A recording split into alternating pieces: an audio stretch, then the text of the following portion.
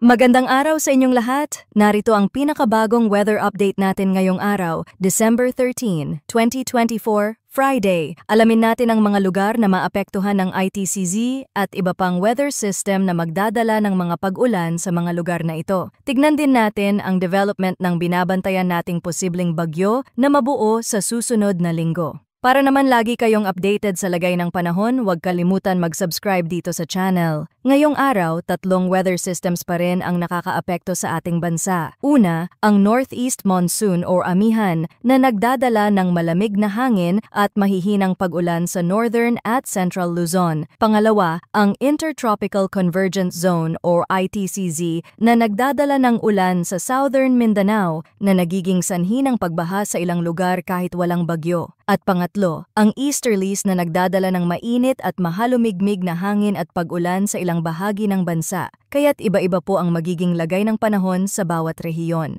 Sa Basilan, Sulu at Tawi-Tawi, maulap ang kalangitan na may mga pag-ulan at thunderstorms dulot ng ITCZ. Mag-ingat sa posibleng flash floods o landslides dulot ng katamtaman hanggang malalakas na buhos ng ulan. Sa Bicol Region at Quezon, maulap ang kalangitan na may mga pag-ulan at thunderstorms dulot ng easterlies. Sa Cagayan Valley, Apayao, Kalinga, Mountain Province at Ifugao, asahan ang maulap na kalangitan na may mahihinang pag-ulan dulot ng amihan. Walang inaasahang malaking epekto mula rito pero magdala pa rin ng payong bilang proteksyon. Sa Ilocos Region, Central Luzon at natitirang bahagi ng Cordillera Administrative Region, bahagyang maulap hanggang maulap ang kalangitan na may isolated light rains dulot din ng amihan. Sa Metro Manila at iba pang bahagi ng bansa, bahagyang maulap hanggang maulap ang kalangitan na may mga pag-ulan o thunderstorms dulot ng easterlies. Mag-ingat po sa posibleng flash floods or landslides dulot ng malalakas na thunderstorms kaya't laging handa.